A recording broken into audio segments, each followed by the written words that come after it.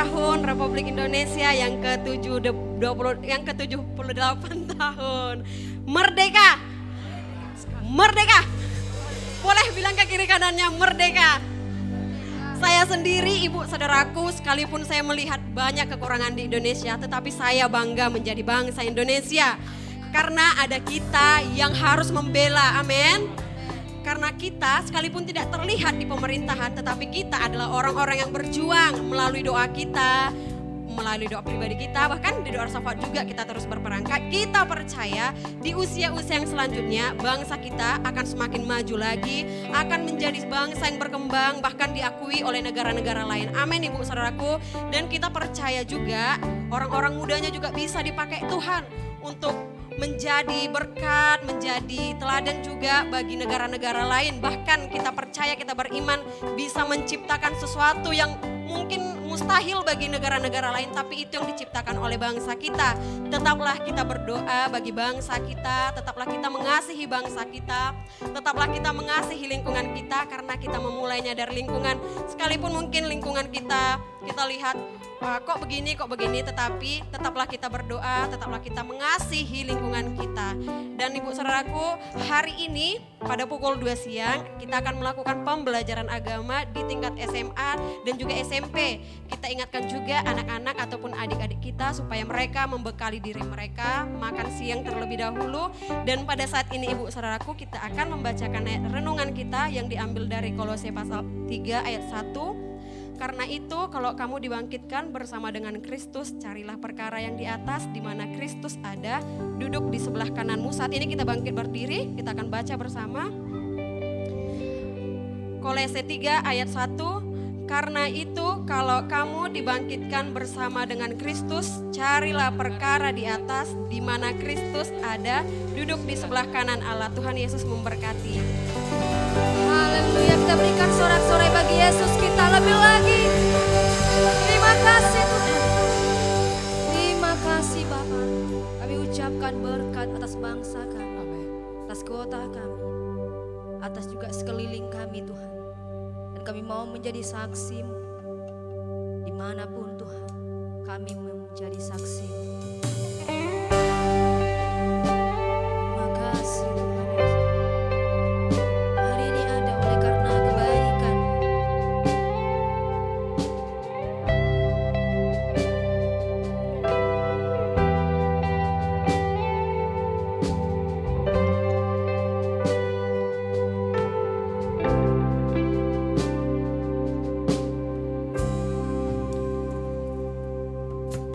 Semua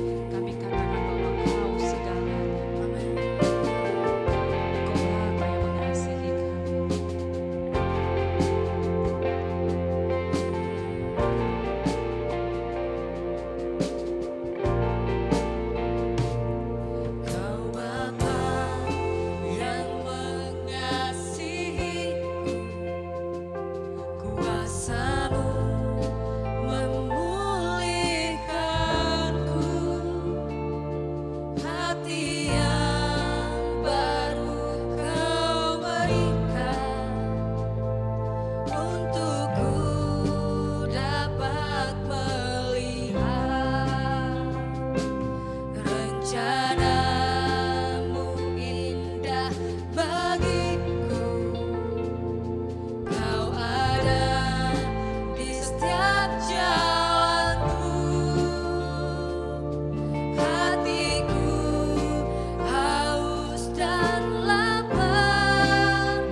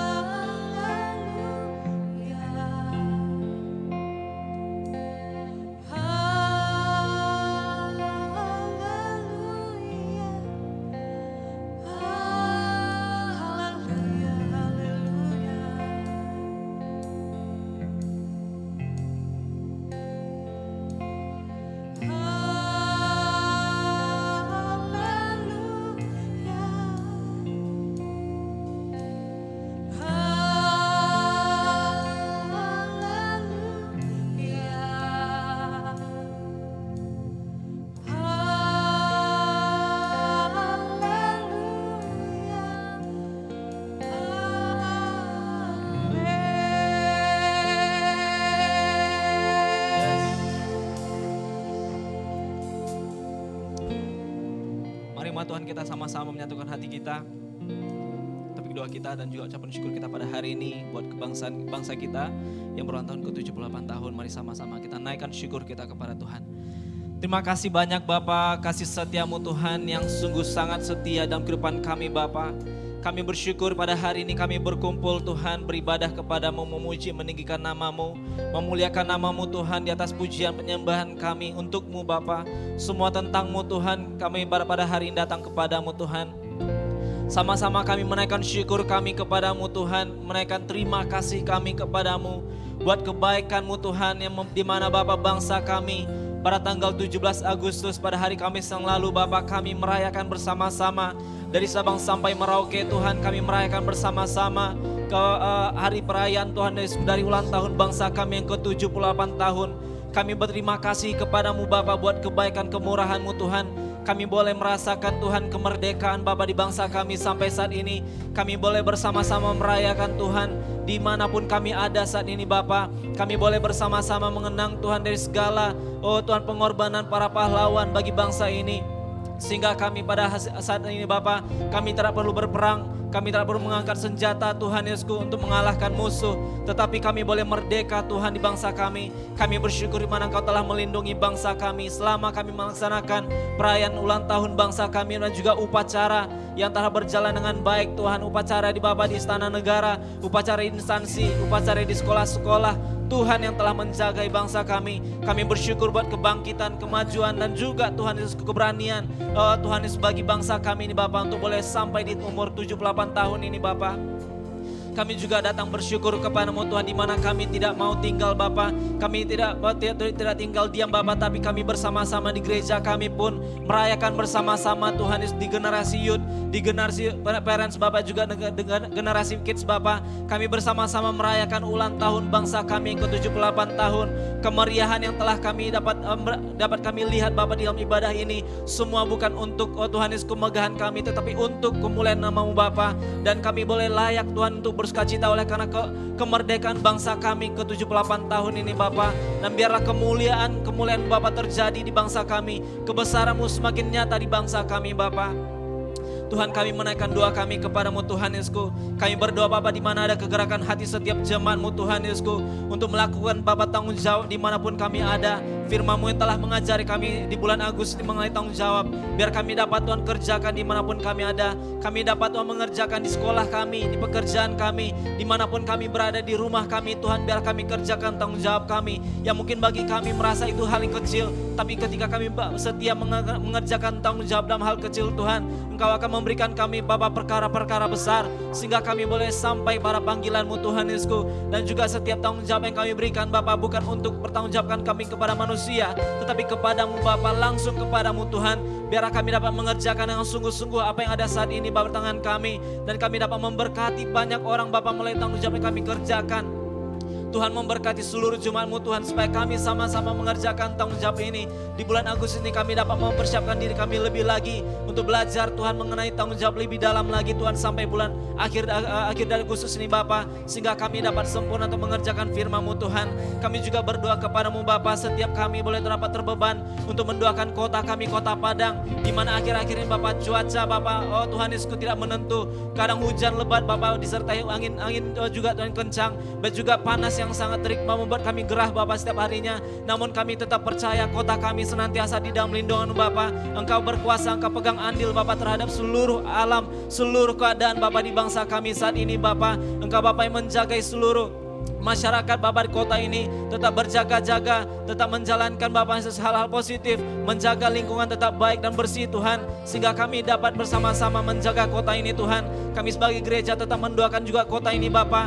Kami tidak mau Tuhan tinggal diam, tapi kami mengambil bagian kami, mengusahakan kesejahteraan di kota ini Bapa. Sebagaimana Tuhan bangsa kami juga telah Tuhan Yesus telah merdeka 78 tahun, kami pun mengambil bagian kami sebagai gereja, orang-orang percaya-Mu Bapa, khususnya di kota ini, untuk membela kota ini, membawa kota ini di hadapan-Mu Tuhan. Kami jangan Bapa menganggap Bapa ini tugas pemerintah, tugas orang-orang tertentu Bapa di kota ini, tapi kami sebagai bagian dari kota ini untuk mengusahakan kesejahteraan Bapa di kota kami Bapa. Terima kasih Bapa buat kebaikan-Mu Bapa, kemurahan-Mu, dan kami sama-sama matahkan, mengikat segala kuasa si jahat tidak berkuasa atas bangsa kami. Di dalam nama Yesus, mari pemulihan terus terjadi di umur 78 tahun ini bagi bangsa kami.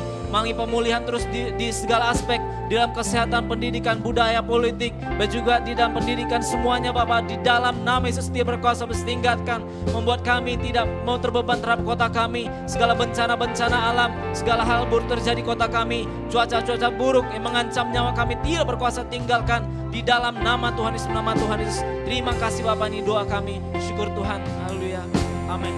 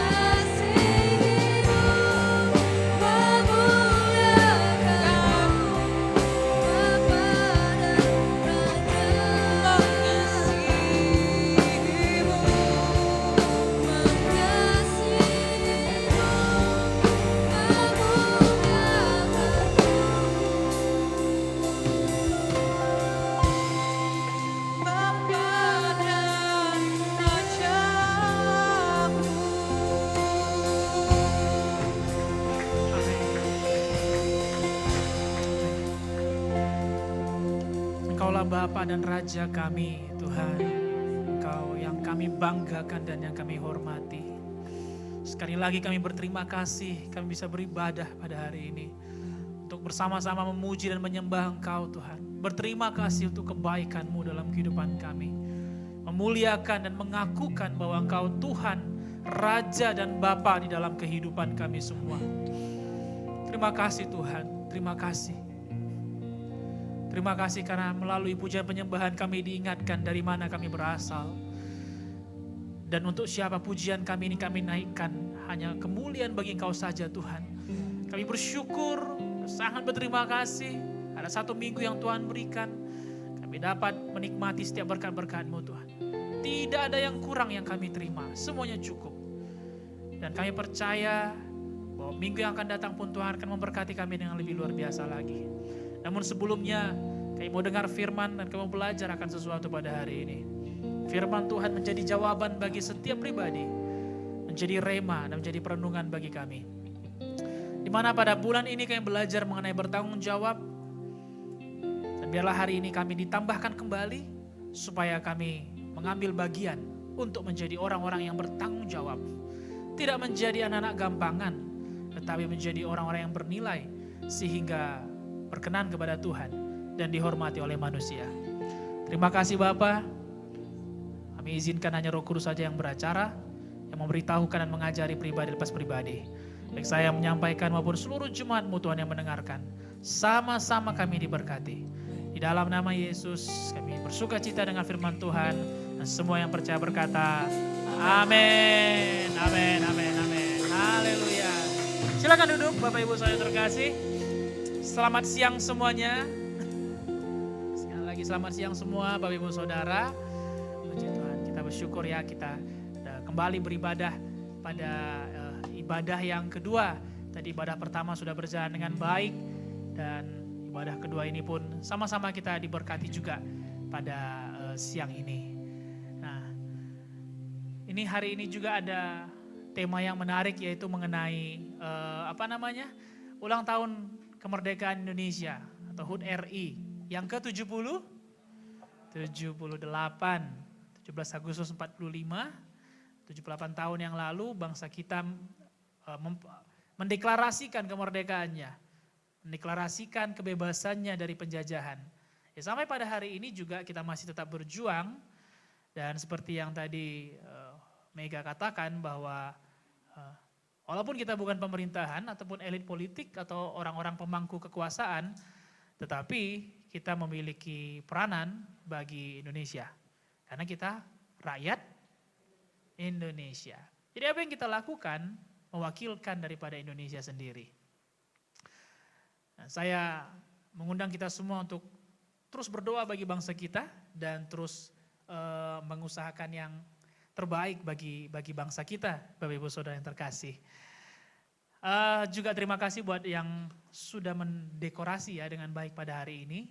Ya, kita berikan tepuk tangan dulu bagi teman-teman yang sudah bekerja, ya, yang sudah melakukan yang sangat luar biasa pada hari ini ya, di mana dari luar ada bambu yang dikreasikan sebegitu rupa dan juga di depan juga ada yang dibuat kain juga untuk memberkati ibadah pada hari ini. Memang tanpa dekorasi pun ibadah pasti berlangsung, ya pasti. Tanpa dekorasi pun kita akan datang dan kita akan memuji dan menyembah Tuhan. Tetapi dengan adanya dekorasi juga mengingatkan kita bahwa ada orang yang rela berkorban untuk mempersiapkan yang lebih baik lagi dalam ibadah. Ada mereka yang mengingatkan kita bahwa ternyata kreativitas kalau dikembalikan kepada Tuhan bisa menjadi berkat bagi sesama. Nah, itu yang kita syukuri ya pada hari ini dan juga ya semua yang melayani hari ini terima kasih banyak pastinya karena kita ya orang lain bisa merayakan juga, ada yang balap karung, panjat pinang, pacu, kelereng dan lain sebagainya. Kita pun sudah merayakannya pada hari Kamis yang lalu dan hari ini pun kita naikkan syukur kita kepada Tuhan. Dan kita berdoa terus bagi bangsa dan negara kita, walaupun mungkin ada yang kita rasa tidak cocok atau yang mulai antipati, pesimis dengan kondisi yang terjadi, tetapi doa kita tidak pernah gagal, tidak ada doa yang tidak dijawab, itu pasti dijawab Tuhan. Puji Tuhan, haleluya Bapak Ibu Saudara. Mari kita siapkan hati kita untuk dengar firman Tuhan pada siang hari ini. Saya diberikan tugas untuk menyampaikan firman Tuhan. Dan tema kita pada bulan Agustus adalah bertanggung jawab. Bertanggung jawab. Mengingatkan saya dan kita semua bahwa kita memiliki beban, memiliki pekerjaan, memiliki kewajiban. Apakah baru lahir baru, sudah usia menengah lahir baru, ataupun sudah lama lahir baru. Masing-masing kita memiliki kewajiban, memiliki tanggung jawab. Judul firman Tuhan hari ini adalah hamba yang baik dan setia. Sama-sama kita katakan baik dan setia. Amen. Baik dan setia. Roma 6 ayat 17 sampai 18.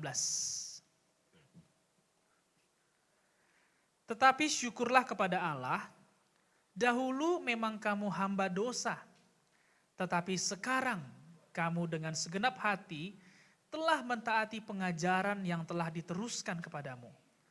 Kamu telah dimerdekakan dari dosa dan menjadi hamba kebenaran. Mungkin ada yang sempat salah berpikir bahwa kita ditebus dari hamba dosa, lalu kemudian menjadi tuan kebenaran. Wah, saya sudah merdeka. Saya sudah lahir baru. Ditebus oleh darah Yesus. Saya sekarang merdeka. Merdeka ini artinya bukan tanpa peraturan. Seperti yang kita peringati pada 17 Agustus 2023 hari Kamis yang lalu, yaitu kemerdekaan Indonesia. Tapi pernahkah kita bayangkan kalau bangsa kita merdeka tanpa aturan? Merdeka tanpa adanya hukum. Merdeka tanpa adanya budaya. Saya rasa bangsa kita pasti menjadi bangsa yang barbar, Bapak Ibu Saudara. Bangsa yang gampangan. Jadi setelah merdeka dari penjajah, bukan artinya bangsa ini hidup semaunya saja. Tetapi ada peraturan yang perlu dipatuhi. Nah, sebagai rakyat Indonesia yang bertanggung jawab, kita memiliki kewajiban untuk melanggarnya. Bukan, tetapi mematuhinya. Nah, demikian juga kalau kita bawakan kepada kehidupan rohani kita, setelah kita lahir baru, kita kemudian memutuskan tertanam di dalam satu gereja lokal, di dalam satu komunitas orang percaya. Bukan artinya kemudian kita hidup tanpa adanya peraturan. Wah, saya merdeka, saya nggak mau diikat lagi. Dengan pilihan atau cara hidup yang seperti itu, sudah bisa dipastikan kita menjadi orang Kristen yang gampangan. Yang tidak punya nilai. Yang mungkin hanya tahu beriman, berdoa, tetapi cara hidupnya tidak berubah. Itu sebabnya setelah kita lahir baru, bukannya langsung mati. Tetapi masih ada waktu bagi kita untuk mengerjakan keselamatannya kita. Waktu bagi kita untuk membenahi diri kita. Waktu bagi kita untuk mengimprovisasi, untuk meningkatkan lagi level hidup kita. Haleluya Bapak Ibu Saudara.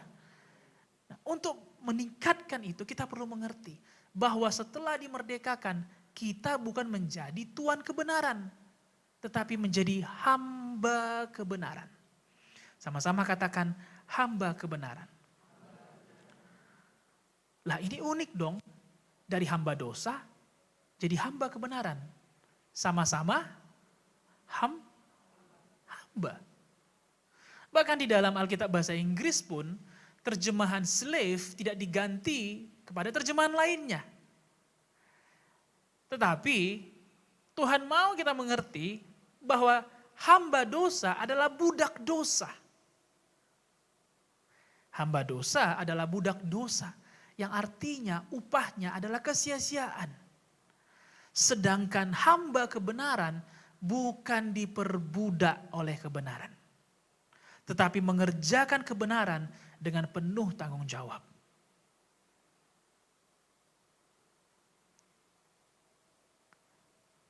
Penebusan membebaskan kita dari hamba dosa menjadi hamba kebenaran. Roma 16 ayat 18 dalam terjemahan firman Allah yang hidup berkata seperti ini. Sekarang saudara telah bebas dari tuan yang lama, yaitu dosa. Dan saudara telah menjadi hamba tuan yang baru. Jadi kita ini pindah ketuanan. Jadi kita ini pindah majikan. Majikan kita yang baru yaitu kebenaran. Jadi bukan setelah ditebus, kita nggak memiliki tuan lagi. Lalu kita katakan, kitalah tuan atas diri kita. Sebabnya Paulus berkata bahwa hidup yang kuhidupi sekarang, bukan lagi aku yang hidup, tetapi Kristus yang hidup di dalam kita. Bapak Ibu Saudara yang terkasih, kita nggak akan bisa mengerti atau melakukan tanggung jawab kalau kita tidak menyadari dua hal. Yang pertama, bahwa kita adalah hamba. Yang kedua, kalau kita menghormati Tuhan kita. Kalau kedua hal ini tidak kita mengerti apa posisi kita, maka kita nggak akan ngerti apa namanya tanggung jawab. Dan kita akan terus merasa bahwa mengerjakan kebenaran itu seperti diperbudak oleh kebenaran. Seolah-olah terpaksa. Mana yang lebih enak? Melakukan secara sukarela atau disuruh-suruh? Sukarela. Tidak banyak, atau bisa saya katakan tidak ada orang yang suka disuruh-suruh. Siapa yang suka disuruh-suruh? Baru duduk sebentar, suruh lagi. Baru nonton sebentar, disuruh lagi. Tidak ada orang yang suka disuruh-suruh. Kebanyakan orang lebih enak kalau mengerjakan sesuatu secara sukarela. Tetapi masalahnya tidak banyak yang mengerti apa tanggung jawabnya. Jadi semuanya merasa seperti disuruh-suruh. Saya berikan contoh seperti seorang anak di dalam rumah. Seperti seorang anak di dalam rumah. Ada kalanya anak ini akan disuruh. Itu bukan berarti orang tuanya bawel, bukan. Orang tuanya kayak tidak suka anaknya lagi santai, bukan. Tetapi disuruh karena orang tuanya merasa harusnya ini dia kerjakan, tapi belum dia kerjakan. Tidak mungkin pekerjaan seorang ayah ditimpakan kepada anak. Misalnya pekerjaan ayahnya adalah mencari nafkah bagi keluarga. Saya kira itu orang tua yang salah kalau, nak kamu kerja, kamu yang nafkahin keluarga. Kamu pokoknya semuanya. Aku rasa ada yang salah di situ. Pastilah beban yang diberikan kepada anak tersebut adalah yang menjadi tanggung jawabnya sebagai seorang. Dan ketika dia lupa, maka orang tuanya akan mengingatkan dia. Demikian juga kita memiliki tanggung jawab rohani Bapak Ibu Saudara. Sama-sama katakan kiri kanannya, tanggung jawab rohani. Kalau ada masa di dalam hidup ini kita diingatkan, ya, kita diapain? Diingatkan. Itu bukan karena orang kepo akan kehidupan kita. Itu bukan karena orang usil dengan kehidupan kita. Usil banget sih gereja ini, sikit-sikit diingatkan, berdoa. Kamu sudah berdoa? Kamu sudah, ayo kita pergi menginjil yuk, kita pergi mengunjungi. Aduh, rempong banget sih di gereja ini. Bukan. Karena yang diminta pun untuk dilakukan, bukan di luar tanggung jawab kita. Dan kalau ada yang mengingatkan kita, itu berarti kita sedang ceroboh, melupakan tanggung jawab kita. Dan sebagai seorang anak, kita pasti memiliki hak untuk diingatkan, Bapak Ibu Saudara, ingatkan. Hanya orang tua yang tidak benar, yang tidak mengingatkan anak-anaknya. Dan demikianlah yang kita perlu pahami, bahwa kita adalah hamba kebenaran. Seorang hamba memiliki kewajiban, memiliki tanggung jawab. Sekali lagi tadi disampaikan bahwa hamba dosa adalah budak dosa. Sedangkan hamba kebenaran adalah seorang hamba yang memiliki hak sebagai seorang anak. Yohanes 8 ayat 34 sampai 36.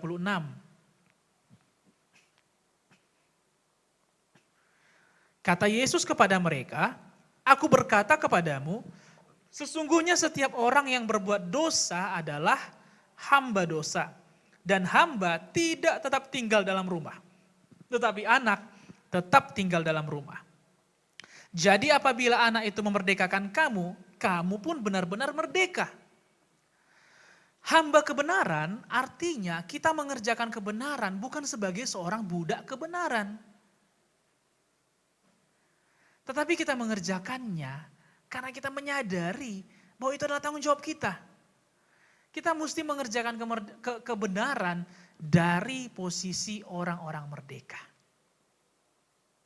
Sekali lagi, kita perlu mengerjakan hal-hal yang benar dari posisi orang-orang yang dimerdekakan. Kalau seorang anak tidak memiliki hubungan yang baik dengan orang tuanya, maka setiap kali dia disuruh, makin dia disuruh, saya percaya pikirannya akan begini, ini kayaknya saya bukan anak keluarga inilah. Kayaknya saya anak tetangga, saya terus, abang gak pernah. Maka pikiran yang muncul adalah kayaknya saya bukan anak mama. Kayaknya mama punya dendam pribadi sama saya. Kurang lebih seperti itu ya Bapak Ibu Saudara. Karena dia tidak mengerti dan tidak memiliki hubungan yang baik dengan orang tuanya. Sehingga dia merasa ketika disuruh mencuci piring, menyapu rumah, dia merasa itu sudah sebuah perbudakan di rumah. Padahal membersihkan rumah tentunya merupakan bagian dari tanggung jawab seorang anak. Tadi ibadah pertama saya katakan, tidak mungkin tamu yang menyapu rumah. Ada yang begitu? Kalau ada tamu ke rumah kita, lalu kita bilang, ini sapu ya Pak, ini kain pel. Sapu pel rumah ini, baru tidur. Tidak ada orang yang mau bertamu ke rumah kita. Pasti dia akan bilang, inilah rumah perbudakan. Setiap yang bertamu pasti diperbudak. Kita pasti akan bilang, duduk saja Om, santai saja.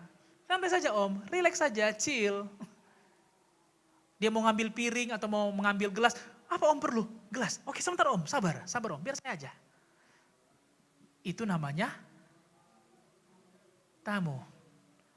Tapi kalau anak, Mak ada piring Mak, ada gelas, ada kakimu kan? Ada tanganmu, bisa kau jalan, gak lumpuh dan buta kau untuk berjalan kan? Apakah kemudian anak itu tersinggung? Apakah tersinggung? Tidak. Selagi dia masih sehat, belum sedang kena demam, tipes, malaria, kejang-kejang, dia berhak dan memiliki kewajiban untuk mengambil piringnya sendiri.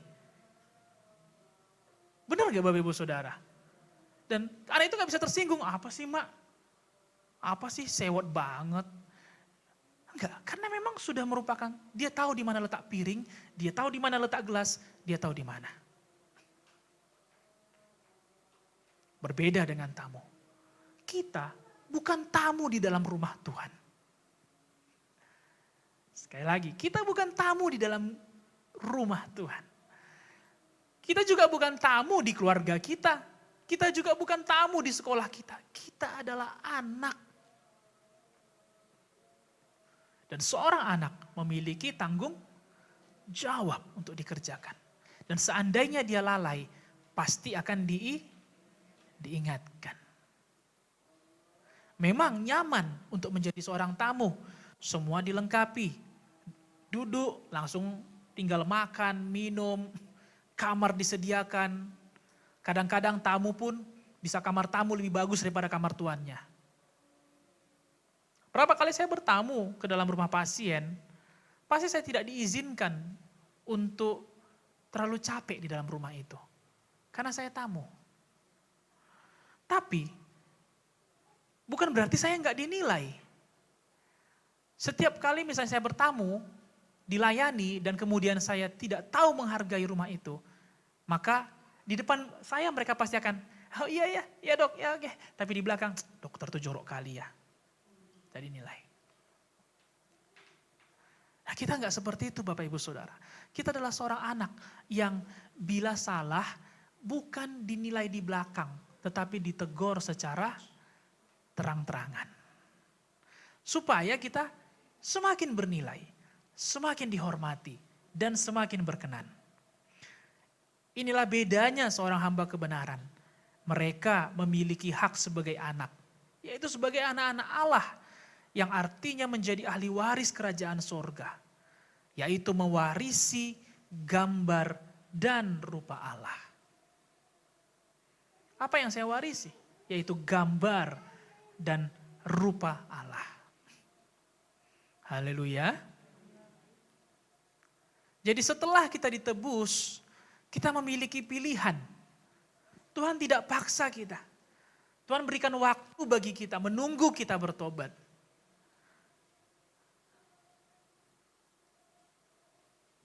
Setelah kita mengenal Kristus, mengenal kebenarannya, Gak langsung kita berubah, gak langsung kita mengerjakan kewajiban. Tuhan berikan tenggang waktu bagi kita untuk memperbaiki diri kita. Sebagaimana layaknya seorang anak. Kalau Bapak Ibu Saudara masih ingat kisah seorang anak bungsu yang lari dari rumahnya. Bapaknya tidak menahan. Dia memberikan apa yang menjadi warisannya. Namun ketika anak itu menyadari apa yang salah dan dia pulang di dalam tenggang waktu tertentu, bapaknya tetap membuka tangan bagi anak tersebut. Itulah hak yang kita terima. Kita bisa pulang kapanpun kita sadar. Hak yang tidak dimiliki oleh orang-orang yang belum kenal Kristus. Salah, jatuh dalam dosa, pasti kita alami Bapak Ibu Saudara. Tetapi, jangan kelamaan. Sama-sama katakan, jangan kelamaan. Seperti seorang anak di dalam rumah. Sekali salah gak langsung ditegur kan. Misalnya nilainya jelek lah, karena dia malas belajar. Kan gak langsung dihakimi, dirotan, kan enggak. Loh kenapa kok jelek? Kok gak belajar ya? Iya mak, ketiduran aku. Atau main layangan aku, atau habis dari warnet aku. Atau aku habis main PUBG, aku habis kebanyakan OVT malam-malam mak gitu. Overthinking malam-malam. Jadi saya gak mengerjakan, jadi saya lupa gini. Oke, pasti mamanya masih, bapaknya masih, oh ya lain kali jangan ya. Tapi kalau sudah 10 kali ditunggu dan masih jelek juga nilainya, maka sudah pasti ada yang menantikan di rumah. Ya, selain dari omelan, bisa jadi juga rotan menanti di rumah. Tapi itu bukanlah bentuk sebuah hukuman, melainkan sebuah ingatan bahwa seorang anak wajib bertanggung jawab menjaga nama baik keluarganya. Sudut pandang kita menentukan bagaimana cara kita melakukan tanggung jawab kita. Kalau kita tidak menyadari bahwa kita adalah hamba dan juga seorang anak, tidak bisa kita melakukan kebenaran Bapak Ibu Saudara. Kita akan terus memilih untuk menjalani kesenangan kita. Apa yang kita nyaman, apa yang kita buat kita happy, apa yang buat kita suka-suka saja, lempeng-lempeng saja. Kalau kita nggak menyadari bahwa kita adalah hamba dan juga anak. Minggu yang lalu juga Gembala Sidang mengatakan di awal khotbah bahwa seharusnya seorang percaya untuk diingatkan ibadah bukan lagi bagian mereka. Karena ibadah adalah bentuk dasar kewajiban orang percaya. Jadi kalau diingatkan untuk beribadah, itu bukan karena teman-teman kita usil, jahil, atau resek gitu. Enggak. Kita diingatkan ibadah mungkin karena kita sudah lama tidak beribadah. Sudah lama meninggalkan kewajiban kita. Dan kalau kita diingatkan, berarti kita masih dianggap sebagai seorang anak. Amin, Bapak Ibu Saudara. Nah, Alkitab ingin kita mengerti makna yang terkandung dari seorang hamba. Ada 4 hal yang bisa saya sampaikan. Seorang hamba memiliki kewajiban. Tidak ada hamba yang kerjanya memerintah saja. Mereka memiliki tugas untuk dikerjakan. Yang kedua, seorang hamba menerima upah dari apa yang ia kerjakan. Kalau dia mengerjakan sesuatu dan tidak menerima upah, itu namanya budak. Kita bukan lagi budak, melainkan seorang hamba yang menerima upah atas apa yang kita kerjakan. Yang ketiga, seorang hamba melayani kepentingan tuannya. Bukan kepentingan dia pribadi. Ada masanya dia tidak suka untuk mengerjakannya, tetapi karena itu demi kesenangan tuannya dia harus mengerjakannya. Dan yang ketiga, seorang hamba pasti melewati proses pembelajaran.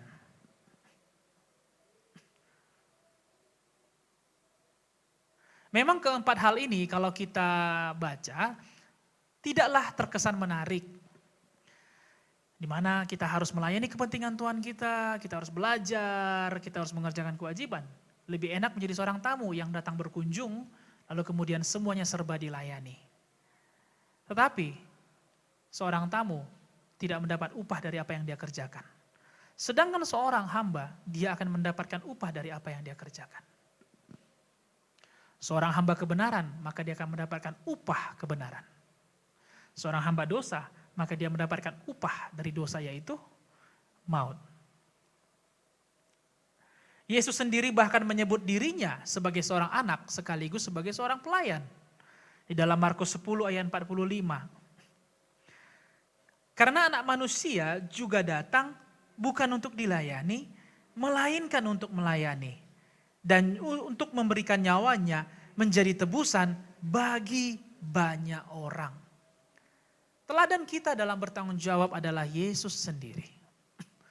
Bagaimana ia datang tidak hanya untuk dilayani, tetapi lebih lagi untuk melayani. Yesus menyebut dirinya adalah hamba. Dia adalah hamba pelayan dari Bapa di sorga. Bahkan kita belajar bertanggung jawab itu dari Bapa di sorga. Ingatkah Bapak Ibu Saudara, bagaimana ketika Allah menciptakan Adam dan Hawa. Dia tidak hanya ciptakan Adam dan Hawa, tetapi sebelum dia menciptakan manusia, dia menciptakan bumi ini terlebih dahulu. Dia menciptakan cakrawala, dia menciptakan burung di udara, ikan di laut. Dia menciptakan tanah, air, udara. Allah tidak hanya menciptakan, tetapi dia juga bertanggung jawab menyediakan. Bahkan Adam dan Hawa tidak ditempatkan di dalam taman yang gersang, melainkan mereka ditempatkan di dalam sebuah taman yang indah, namanya Taman Eden, yang artinya buatan tangan Tuhan. Allah tidak hanya menciptakan, tetapi dia juga bertanggung jawab menyediakan. Dari manakah kita belajar bertanggung jawab? Dari Allah sendiri, dari pribadinya sendiri. Untuk mengerjakan tanggung jawab Bapak Ibu Saudara, seringkali kita diperhadapkan dengan ego kita sendiri. Apalagi kalau kita merasa cuma kita yang sibuk, orang lain tidak sibuk. Cuma kita saja. Seringkali ini menjadi tantangannya. Kemudian kita menjadi abai, menjadi sepele. Dari seorang ayah, seorang ibu, seorang anak. Ini strategi setan. Bagaimana supaya setiap anggota keluarga lupa mengerjakan tanggung jawabnya. Bagaimana ayah lupa tanggung jawabnya sebagai kepala keluarga. Ibu lupa tanggung jawabnya untuk mendidik. Anak-anak lupa tanggung jawabnya untuk menghormati orang tuanya. Setan akan terus berusaha membuat seperti yang dia lakukan kepada Yunus.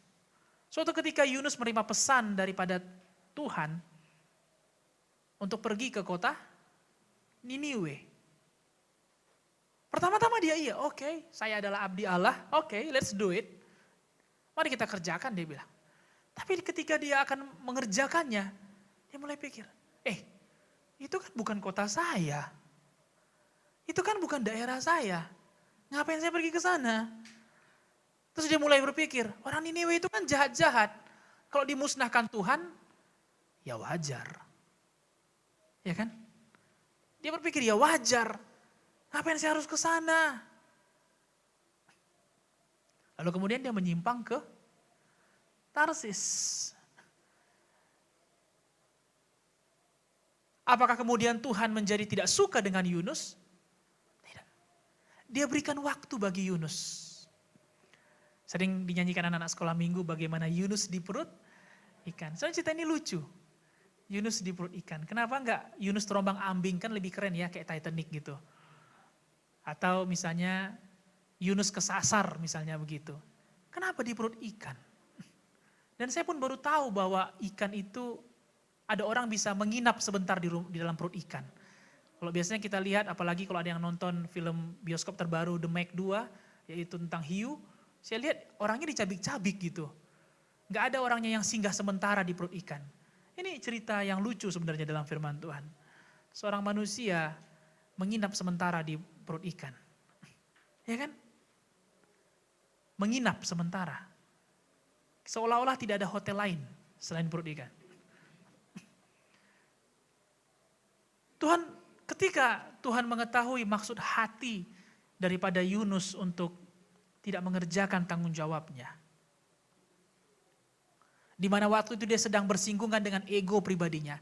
Dia merasa ini bukan kota saya kepada orang Israel diutus, ngapain saya ke sana? Tapi Tuhan sudah bicara. Nah, karena dia sempat berbelok dari tujuan utamanya, Tuhan berikan waktu untuk berpikir bagi Yunus. Dikatakan di dalam perut ikan, bukannya Tuhan menjumpai Yunus, tidak. Bukannya dikatakan Yunus mendapatkan penglihatan yang luar biasa, jamahan Tuhan, Roh Kudus datang, memenuhkan, enggak. Yunus menjadi sadar di dalam waktu dia berpikir bahwa dia punya tanggung jawab yang sudah dia iakan di hadapan Tuhan. Bapak Ibu Saudara, sebagaimana kita bahas pada bulan yang lalu, menjadi seorang ayah, seorang ibu, seorang anak, itu bukan pilihan kita. Itu Tuhan yang sudah tetapkan. Itu sudah ada seolah-olah seperti kontrak kita dengan Tuhan. Bahwa kita adalah bapa, kita adalah ibu, dan kita adalah anak. Dan setan akan berusaha membuat kita merasa, ya sudahlah, kan semua sudah sama-sama dewasa, urus aja diri masing-masing. Ada yang pernah seperti itu? Saya rasa tidak. Mungkin orang di luar sana, di sini enggak. Pada baik-baik pastinya Bapak Ibu Saudara. Kan semua sudah dewasa, udahlah, hidup sendiri-sendiri saja.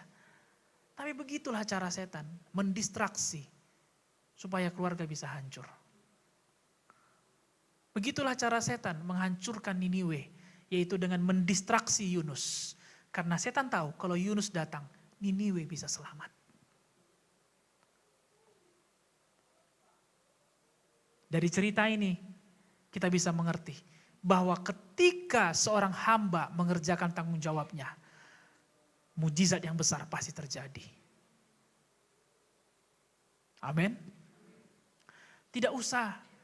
Bukan tidak usah, maksud saya tidak terlalu perlu berpikir terlalu jauh. Seperti sebuah kebangunan rohani, sebuah hal-hal yang mutakhir, sebuah hal-hal yang memukau mata kita. Enggak. Kalau di dalam suatu gereja terdiri dari orang percaya yang mengerjakan tanggung jawabnya, ada mujizat terjadi di sana. Ada dampak yang besar terjadi di sana.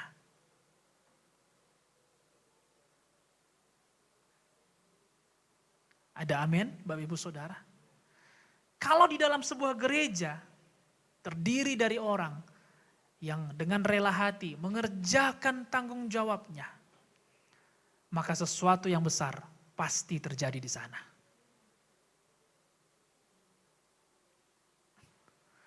Kalau kita belajar mengenai firman Tuhan, khususnya di perjanjian baru, seringkali para murid bukan diminta melakukan hal-hal yang luar biasa. Suatu ketika Yesus telah terangkat ke sorga, Yesus hanya minta, jangan kemana-mana. Stay, tenang saja, tunggu di Yerusalem. Sampai Roh Kudus datang samamu. Tuhan tidak memberikan list pekerjaan yang sulit, tanggung jawab yang sulit. Sediakan dulu 5 keledai, keledai ini harus sama tinggi sama panjang, bulunya pun mesti sama warnanya. Terus carilah rumah yang bagus, kalau bisa rumahnya itu tingkat 2 ya. Dan cari yang warna catnya itu ngejreng, menarik mata. Tunggu di sana. Enggak. Yesus hanya bilang, tunggu sampai Roh Kudus datang. Hal-hal yang simpel yang mereka kerjakan. Dari hal yang simpel itu, Pentakosta terjadi. Sekali lagi Bapak Ibu Saudara. Seringkali bukan karena hal-hal besar mujizat terjadi. Namun karena gereja melakukan tanggung jawabnya, mujizat Tuhan terjadi. Ada amin? Amin. Mujizat itu selalu terjadi. Dan jangan sampai kita menjadi tertipu bahwa harus ada hal besar, hal yang fantastis terjadi. Ribuan orang enggak. Hal-hal seperti itu justru dimulai dari melakukan tanggung jawab yang kita anggap kecil. Kita akan belajar ini dari perumpamaan tentang talenta. Matius 25 ayat 14 sampai 30. Kita tidak akan membaca semuanya, karena mungkin ada yang sudah tahu ya perumpamaan tentang talenta ini. Cuma saya akan coba ceritakan, supaya kita bisa mengerti. Matius 25 ayat 14 sampai 30. Di dalam cerita ini adalah seorang tuan yang memiliki 3 orang hamba. Sebut saja A, B, dan C. Kepada A dipercayakan 5 talenta, kepada B dipercayakan 2 talenta, dan kepada yang C dipercayakan 1 talenta. 5, 2, dan 1 talenta. Kemudian tuannya ini pergilah, berkelana. Sampai di dalam tenggang waktu tertentu, tuannya ini kemudian kembali lagi ke tempatnya. Dan apa yang dia lakukan? Dia panggil si A, si B, dan si C. Dia panggil untuk minta mana talenta itu.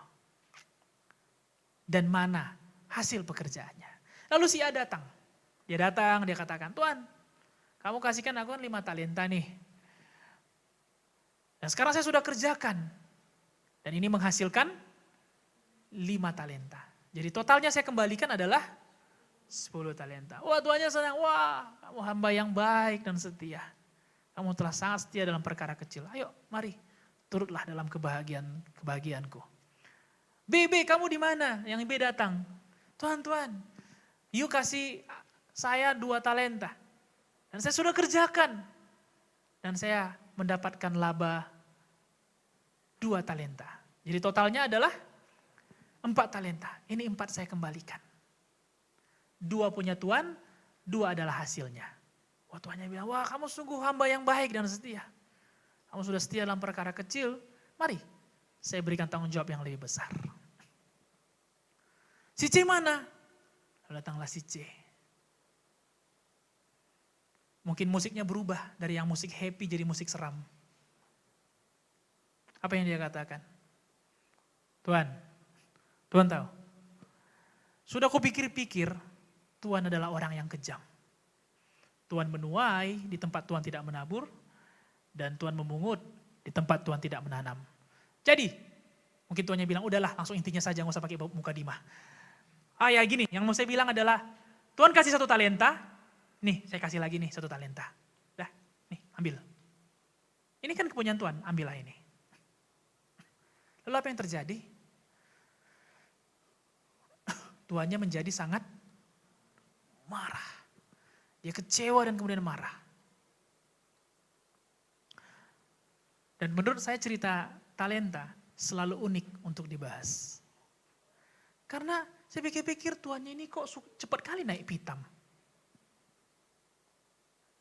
Karena kan si C atau hamba yang ketiga, dia kan gak mencuri kan. Dia kan gak misalnya, woi yang C mana? Lalu yang si A dan si B bilang, Tuhan sayang sekali. Sebulan yang lalu C melarikan diri dengan 1 talenta. Enggak kan? Si C pun enggak bilang seperti ini. Mana yang 1 talenta itu C? Aduh aku lupa taruh di mana. Kemarin habis belanja ke warung kayaknya kececer Tuan. Enggak. Talenta itu tetap ada. Utuh seperti kondisinya. Dan dia tidak mencuri talenta itu.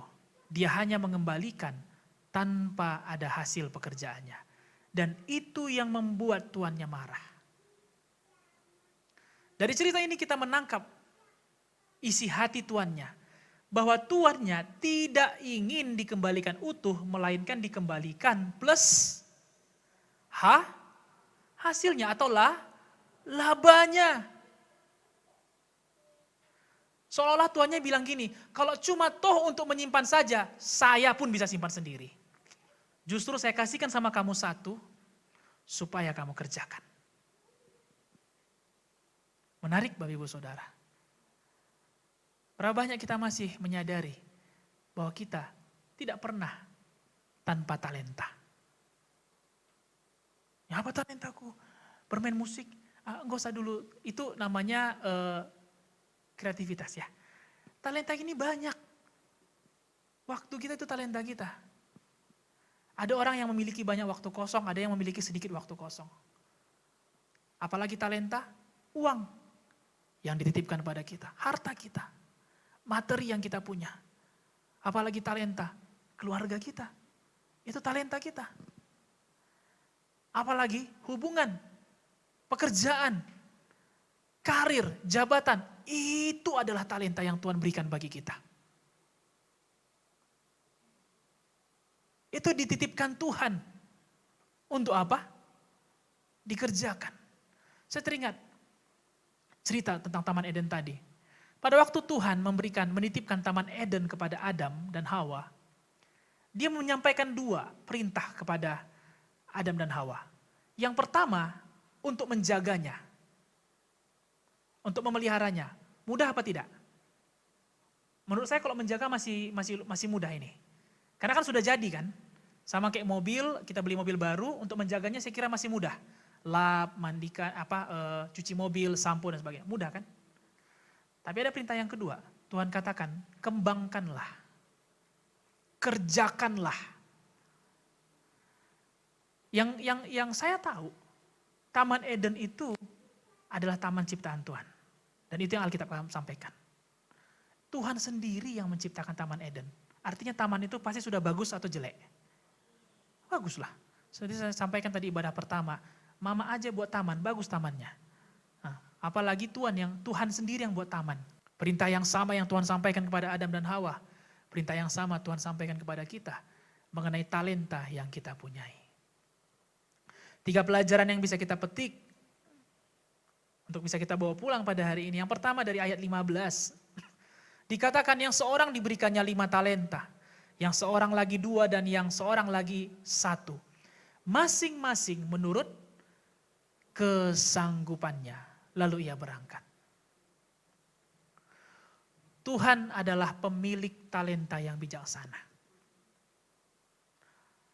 Kenapa 1 diberikan 5, 1 lagi 2 dan yang 1 lagi 1? Bukan karena Tuhannya pilih kasih. Tetapi Tuhannya tahu berapa? Kurang kencang? Kesanggupannya, kemampuannya, kekuatannya, kebisaannya untuk menahan kesanggupannya. Bukan karena Tuhannya pilih kasih. Marilah kita berhenti untuk lebih banyak mengeluh akan hidup ini. Kok dia punya lebih banyak? Kok keluarganya sepertinya lebih harmonis daripada keluarga saya? Kok pekerjaannya, warungnya seperti lebih diberkati? Kok begini ya? Kok sepertinya talentanya, apa karunianya bermain musik lebih baik daripada saya? Kok dan begini? Semakin banyak kita mengeluh, semakin kita lupa untuk mengerjakannya. Padahal yang 1 itu kalau dikerjakan akan berganda menjadi 2 talenta. Yang 2 itu kalau dikerjakan berganda menjadi, yang 4 itu kalau dikerjakan berganda menjadi 8 dan demikian seterusnya. Menurut saya sangat lucu kalau kita hanya sibuk mempertanyakan kenapa dia lebih banyak, kenapa dia lebih baik. Dan kita dibakar oleh api cemburu dan kita lupa bahwa apa yang ada pada hari ini, itulah kesanggupan kita. Itulah kesanggupan kita. Tuhan tidak pernah menitipkan berkat lebih daripada kesanggupan kita. Ada amin? Karena dia mau setiap yang dititipkan semuanya dikerjakan. Tidak ada yang terabaikan untuk dikerjakan. Poin yang kedua, ayat 21. Dikatakan, maka kata tuannya itu kepadanya, baik sekali perbuatanmu itu hai hambaku yang baik dan setia. Engkau telah setia dalam perkara kecil, aku akan memberikan kepadamu tanggung jawab dalam perkara yang besar. Masuklah dan turutlah dalam kebahagiaan Tuhanmu. Ini dia katakan kepada hamba yang memiliki 5 talenta dan kemudian mengerjakannya sehingga menjadi 10 talenta. Hal yang sama tuannya katakan juga kepada hamba yang mengerjakan 2 talenta. Ayat 23 berkata, maka kata tuannya itu kepadanya, baik sekali perbuatanmu itu hai hambaku yang baik dan setia. Engkau telah setia memikul tanggung jawab dalam perkara yang kecil. Yang tadi berapa talenta? 5 talenta. Yang berikutnya adalah 2 talenta. Tetapi dua-duanya sama-sama disebut setia dalam perkara kecil. Ini menarik juga untuk dibahas. Harusnya tuannya bilang yang 5 talenta perkara yang besar dong. Kan 5 lebih banyak dari 2 kan? Dikali 2 jadi 10, 2 dikali 2 jadi 4. Jauh sekali perbedaannya. Tapi di mata tuannya itu masih perkara yang kecil. Marilah kita menyadari bahwa apa yang dititipkan Tuhan pada hari ini, itu bukan sesuatu yang besar. Itu perkara yang kecil. Bukan untuk disepelekan, tetapi untuk dikerjakan. Kalau kita anggap karir kita, pekerjaan kita, sekolah kita, keluarga kita, itu seolah-olah seperti sesuatu yang sudah besar kali, kita akan cenderung sombong Bapak Ibu Saudara. Kita akan cenderung sombong dan ini kan sudah perkara yang besar, ya sudahlah. Berhenti di sini saja. Tidak. Selagi cerita kita belum selesai, selalu ada hal yang lebih besar yang Tuhan siapkan bagi kita. Ada amin? Yang Tuhan titipkan hari ini, itu masih perkara yang kecil. Itu sebabnya seringkali kita lupa mengerjakannya. Karena kita menjadi sepele. Ini kan hal kecil. Waktu ini kan hal kecil. Waktu kalau nggak kita manajemen dengan baik, tidak kita pertanggungjawabkan, maka itu akan terbuang dengan sia-sia. Ketika kita jumpa dengan malam, kita bingung kita ngapain aja hari ini. Tidak terasa nanti sudah bulan 8, 9, 10, sudah akhir tahun, sudah tahun yang baru. Kalau tidak dibuat manajemen waktu yang baik, maka akan terbuang dengan percuma. Demikian halnya juga dengan uang Bapak Ibu Saudara. Apa yang dipercayakan Tuhan pada hari ini. Kalau kita sepele dengan uang itu, kita tidak mengaturkannya, memanajemennya. Mengaturkannya dengan baik, membuat catatan kemana saja. Sekali waktu, ibu saya pernah bilang sama saya, Pi, berapa tabunganmu? Kemana aja kau buat uangmu? Awal-awalnya mungkin agak tersinggung, seolah-olah saya dicurigai mengkorupsikan uang saya sendiri. Baru kali itulah ada kasus mengkorupsikan uang sendiri. Biasanya uang orang lain kan ini. Tetapi, maksudnya awal-awal saya tersinggung. Lalu kemudian saya berikan catatannya, Mak ini catatannya. Catatan itu menjadi bentuk pertanggungan jawab saya. Kemana uang itu dibuat. Berapapun uang yang kita terima, kalau tidak dimanajemen dengan baik, akan habis Bapak Ibu Saudara. Bukan Tuhan gak memberkati kita, tapi kita lupa memanajemennya dengan baik. Amin. Rumah yang Tuhan titipkan, yang diizinkan kita miliki, apakah sebagai rumah kontrakan, atau yang menjadi rumah hak milik. Jangan menjadi sepele, lalu kemudian kita tidak mengelola rumah itu dengan baik, dengan benar. Ini kan rumah kontrakan, biar aja lah jelek, bau. Biar aja. Ini kan hanya rumah sewa saja, biar sajalah. Lapuk, biar sajalah, biar sajalah. Nah, kita menganggapnya sebagai hal kecil, dan kemudian kita tidak setia dalam perkara kecil. Padahal, dalam hal yang kecil itu, Tuhan bisa bekerja untuk menghasilkan hal yang lebih besar lagi Bapak Ibu Saudara. Amin. Yang terakhir, yang ketiga. Saya mengundang tim Present Worship untuk boleh maju ke depan. Ayat 24 sampai ayat 25. Kini datanglah juga hamba yang menerima 1 talenta itu dan berkata, Tuhan, aku tahu bahwa Tuhan adalah manusia yang kejam, yang menuai di tempat di mana Tuhan tidak menabur, dan yang memungut dari tempat di mana Tuhan tidak menanam. Karena itu aku takut dan pergi menyembunyikan talenta Tuhan itu di dalam tanah ini. Terimalah kepunyaan Tuhan. Siapa yang komplain di sini? Hamba yang menerima berapa talenta? Talenta. Ini unik lagi. Karena menurut saya, seharusnya yang komplain adalah yang menerima 5 talenta. Harusnya yang 5 bilang gini, alah ini pilih kasih namanya bos. Yang lain dapatnya 1, 2, gue dapatnya 5. Gimana sih? Harusnya yang komplain harusnya yang 5 talenta.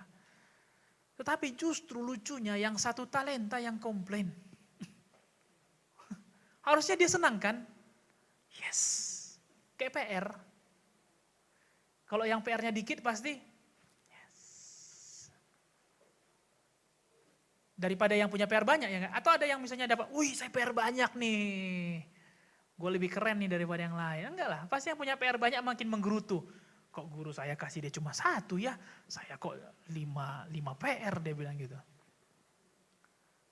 Tapi bagi saya lucu, kenapa kok justru yang punya PR sedikit yang komplain? Ternyata mengeluh itu bukan tentang banyak atau sedikit yang kita punya, tapi tentang sikap hati Bapak Ibu Saudara. Mau banyak, mau sedikit, kalau dasarnya tidak baik, tidak setia, geluh aja. Mau ganteng pun dapat nanti suaminya, cantik pun dapat istrinya, baik pun anak-anaknya, tapi akan terus ngeluh aja. Karena mengeluh itu tentang sikap hati. Tentang sikap hati. Itu sebabnya kita perlu mengundang Roh Kudus setiap hari untuk bisa memperbaharui hati kita menjadi hati yang baik dan setia. Untuk mengerti apa sih makna baik dan setia. Ayat 26 kita bisa baca.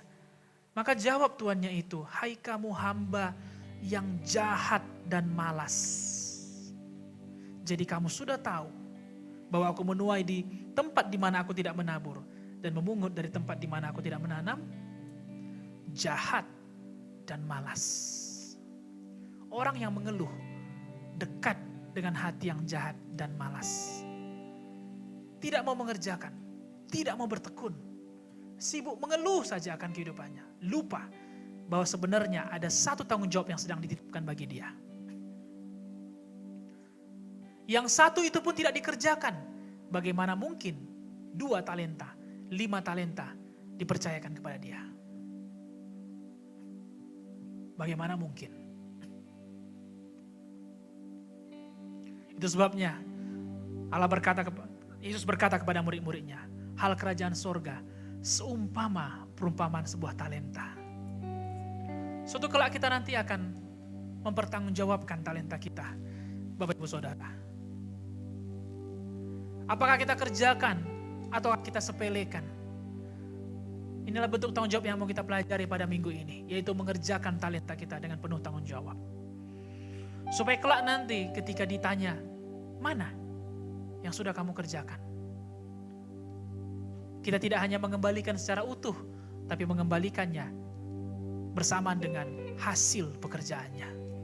Itu sebabnya Tuhan akan mengatakan, sungguh baik hambaku yang baik dan setia. Baik dan setia. Baik artinya tidak jahat, setia artinya tidak malas, tapi rajin, tekun mengerjakan apa yang Tuhan percayakan pada hari ini. Mulailah untuk mengerjakan tanggung jawab kita di rumah di mana kita ditempatkan. Semua orang yang ada di dalam rumah itu pantas untuk kita layani dengan talenta yang kita miliki. Di mana kita mengerjakan talenta? Bukan di luar rumah kita dulu, tetapi di dalam rumah. Apakah rumah itu? Rumah kita sebenarnya yaitu keluarga. Rumah rohani kita, gereja, komunitas, 4D. Rumah pekerjaan kita, warung kita, usaha kita, bisnis kita, karir kita, itulah rumah kita. Di sanalah kita mengerjakan talenta itu Bapak Ibu Saudara. Di sanalah.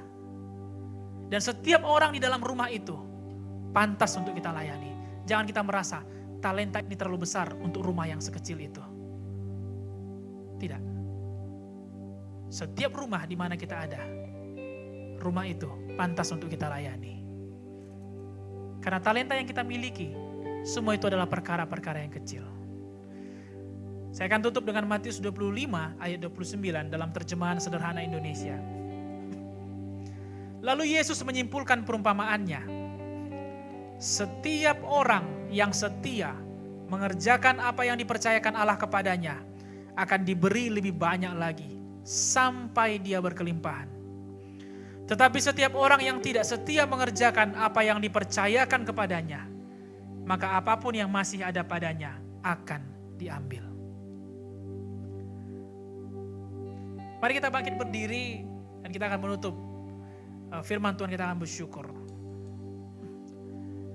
Sejenak saya mengajak semua jemaat untuk kita boleh review lagi apa sih yang Tuhan titipkan bagi kita pada hari ini. Cobalah lihat dan cobalah renungkan. Ada keluarga, ada pekerjaan, ada pelayanan, ada pegawai, ada usaha, ada karir, ada sekolah, ada hubungan, ada barang-barang, ada kendaraan, ada harta benda. Tidak ada satu orang pun yang tidak punya, Bapak Ibu Saudara. Semua kita memiliki. Nah, hari ini, biarlah pertanyaan ini membawa kita lebih dekat lagi. Apakah kita masih dengan setia mengerjakan apa yang dititipkan dengan sungguh-sungguh kita mengerjakannya? Apakah kita sudah mengembangkannya? Sudah adakah hasil? Ataukah kita sibuk mengeluh, mempertanyakan keadilan Tuhan? Keadilan Tuhan bukan keadilan manusia. Keadilan Tuhan adalah mengerti kesanggupan kita. Dia mengerti berapa banyak yang bisa dititipkan kepada kita.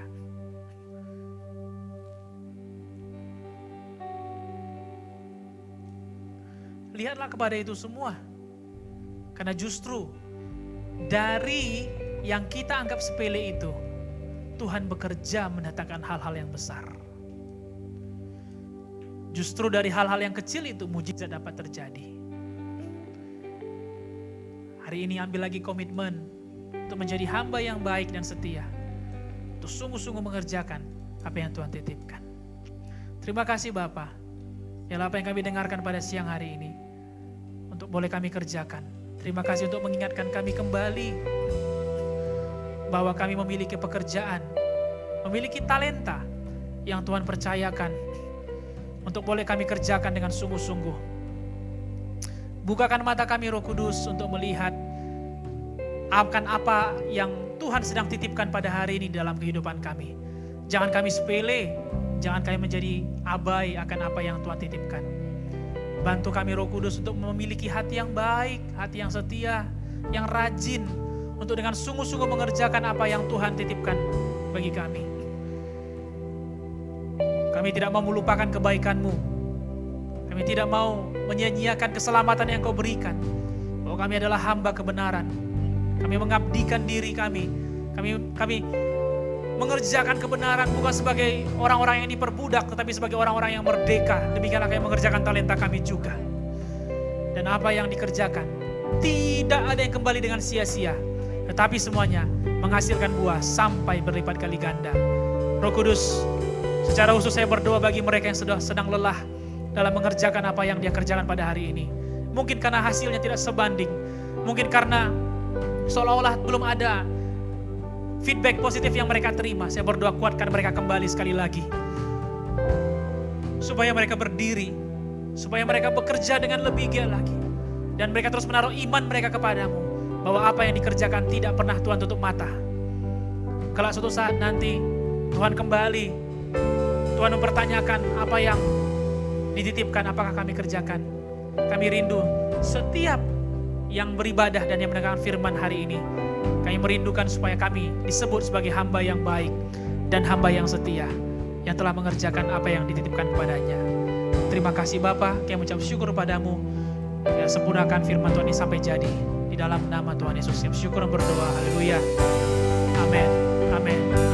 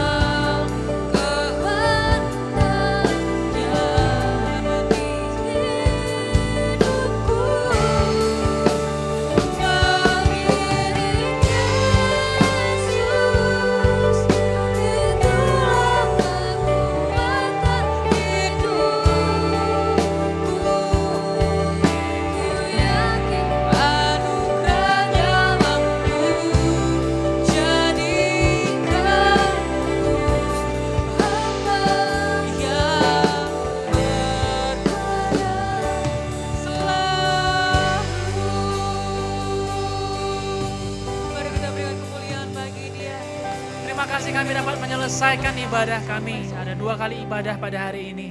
Terima kasih buat seluruh umat Tuhan yang sudah datang beribadah. Dan terima kasih buat semua para pelayan yang sudah mengerjakan ibadah ini. Dan semua yang kami kerjakan, segala kemuliaan kami kembalikan bagi Tuhan saja. Kami sudah belajar firman pada hari ini. Dan kami sudah diingatkan kembali bahwa kami adalah hamba kebenaran yang mengabdikan diri kepada kebenaran. Yang mewarisi hak sebagai anak-anak terang. Di mana kami mewarisi gambar dan rupa Allah.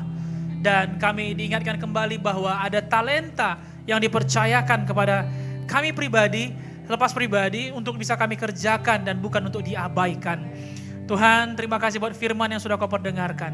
Biarlah kami pulang membawa kekuatan baru melalui firman Tuhan ini.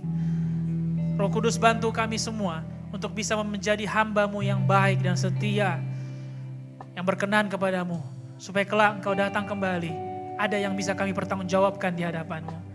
Terima kasih Bapak, berkatilah setiap keluarga, setiap ayah, ibu dan juga anak-anak, supaya jangan satupun ada yang mengabaikan tanggung jawab mereka, tapi kerjakan dengan sungguh-sungguh, supaya setiap keluarga menjadi keluarga yang kuat, dan gereja kami ini menjadi gereja yang kuat, karena ada keluarga yang kuat di dalamnya. Terima kasih Bapak, berkatilah juga bangsa dan negara kami Indonesia ini, kami serahkan, kami berkati bangsa kami, aman dalam tangan Tuhan. Di Sumatera Barat, kota Padang juga, yang berdoa supaya kota ini dimenangkan bagi kemuliaan nama Tuhan. Gereja-gereja dapat berdiri menjadi menara doa, menjadi penjaga bagi kota. Berkati gembala sidang kami secara khusus Tuhan. Tuhan yang sudah memilih dia, yang sudah mengangkat dia. Tuhan terus memberikan hikmat, memberikan visi, tuntunan, sehingga dia dapat mengarahkan gereja ini sampai kepada panggilan Tuhan. Dan kuatkan dia dalam apa yang dia hadapi. Teguhkan terus dia Tuhan akan apa yang mungkin masih yang sedang dia gumuli. Tuhan memberikan jalan keluar bagi keluarga gembala, bagi full timer. Berdoa juga secara khusus bagi para pelayan-pelayan, leaders, para pemimpin dalam gereja ini. Biarlah semuanya terus menjadi contoh untuk kemuliaan nama Tuhan. Dan orang-orang lain bisa melihat bagaimana pelayan-pelayan dalam gereja ini adalah pelayan yang berdedikasi tinggi untuk kebenaran firman Tuhan. Pelayan-pelayan yang rela untuk membela kebenaran. Terima kasih Bapak. Terima kasih buat semuanya. Berkatilah perjalanan kami pulang.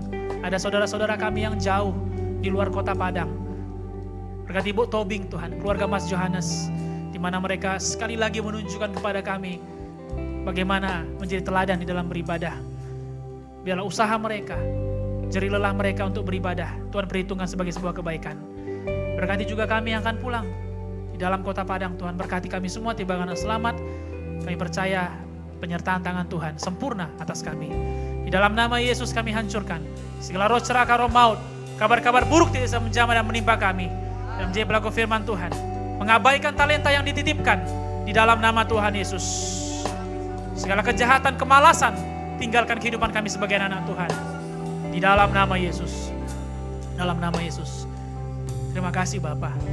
Marilah jemaat Tuhan, angkatlah kedua tangan kita ke surga. Dan terimalah berkat Tuhan, kasih karunia daripada Allah Bapa yang mengasihi kita dan menyelamatkan kita.